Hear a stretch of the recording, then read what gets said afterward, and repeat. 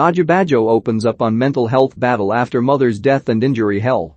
Moses Odubajo is only 28, but he's already experienced plenty of anguish, both in his personal and professional life. He has seen his mother tragically pass away when he was just 12 years old. He and his two brothers were left to fend for themselves, and eventually his eldest sibling ended up in prison. He's also experienced a potentially career-ending injury, suffered at a time when he was on the cusp of reaching the Premier League.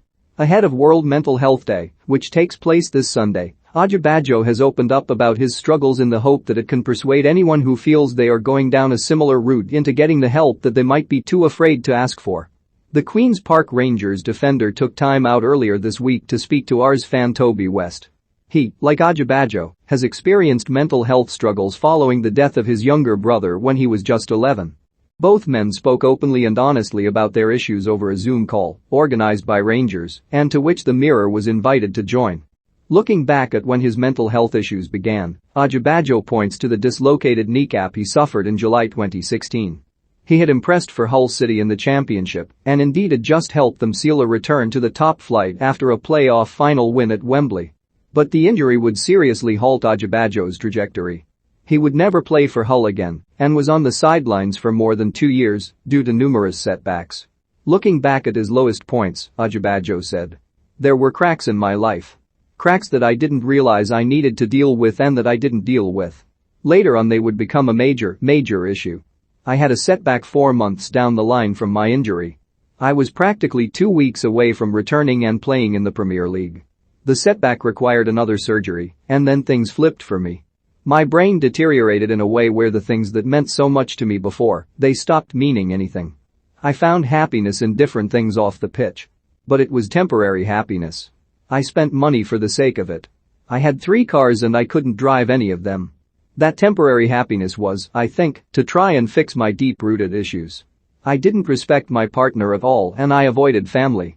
I needed to find something that would give me the same thrill as walking out on the pitch. I needed an alternative to make up for the thing that I loved. There was so much anger and frustration, and that made me bottle things up inside. I then wanted to find something to give me that happiness. And it might only be for an hour, for 2 hours, for a night." Eventually, after a long time in rehab, Odubajo returned to playing when he rejoined old club Brentford.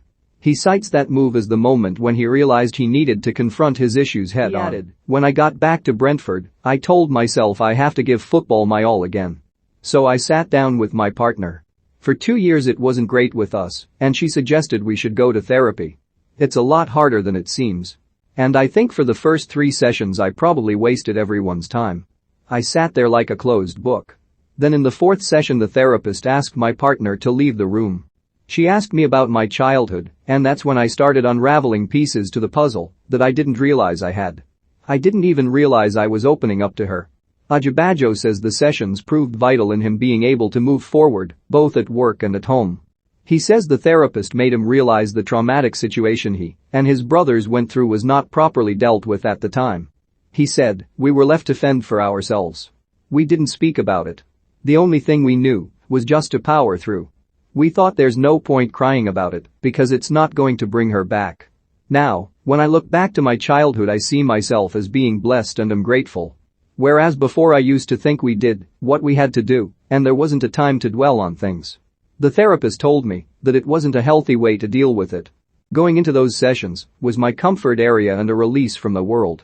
Odubajo is now 28 and says he is back to loving football again at QPR.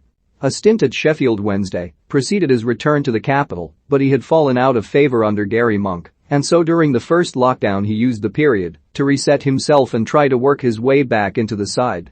Odubajo added, "The previous manager didn't really like me or think I was a good footballer. That was hard because I was then battling someone's opinion. That makes you question yourself as a person. When lockdown happened I used it as a reset and wrote down what I needed to do to make myself the best version I can be." Toby, 22, also spoke about his issues at length during the video call and concurred with Odubajo that counseling has also been of massive help to him. Both also admit that football can play its part in breaking down the stigma of talking about mental health issues, especially among young men. Odubajo, who signed a 1-year deal at the Keyan Prince Foundation Stadium after a successful trial, is clearly in a much better place now. "It's always a work in progress, even to this day," he admitted. "But I'm definitely in a better mental space than I was 3 or 4 years ago." The EFL and its clubs will once again come together with charity partner, Mind, to collectively recognize World Mental Health Day, which takes place on Sunday, October 10th. Across the week, EFL clubs will do one thing as an act of kindness to someone deserving within their local communities, with Mind campaigning that, if we all do one thing to fight for mental health, we can change everything.